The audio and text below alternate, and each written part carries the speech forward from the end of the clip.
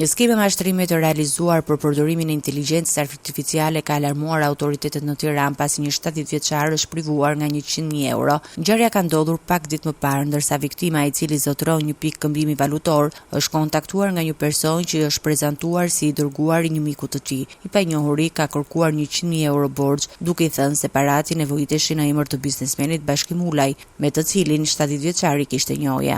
Emri i biznesmenit ka bërë që i moshuari të mosdyshonte dhe të pranonte i dorëzonte shumën e kërkuar, por autorët kanë përdorur dhe një tjetër element për të bindur viktimën. Para dorëzimit të parave, 70 vjeçari ka zhvilluar një video thirrje me një person që ndodhej në anën tjetër të telefonit. Sipas hetimeve, pamjet dhe komunikimi ishin manipuluar përmes inteligjencës artificiale, duke e bërë viktimën të besonte se po fliste drejt për drejt me biznesmenin. Pas dorëzimit të 100.000 eurove, disa orë më vonë, 70 vjeçari ka tentuar të kontaktojë sërish personin që i kishte kërkuar parat, por telefonata ka mbetur pa përgjigje. Dyshimet janë shtuar edhe më tej kur ai ka telefonuar vet Bashkim Ulajn. Biznesmeni ka bërë të ditur se nuk kishte dieni për asnjë kërkesë të tillë dhe se nuk kishte komunikuar me të për parat. Pas kësaj, 70 vjeçari është drejtuar policisë së Tiranës dhe çështja ka kaluar për hetim te strukturat e krimit ekonomik. Hetuesit kanë analizuar pamjet e kamerave të sigurisë dhe kanë mundur të gjurmojnë automjetin e përdorur nga autorët. Mjeti rezulton se ishte marrë me qira, por kjo nuk ka penguar autoritetet që të vjojnë gjurmimin dhe identifikimin e personave të përfshirë. Sipas të dhënave të hetimit, autorët janë nga Elbasani.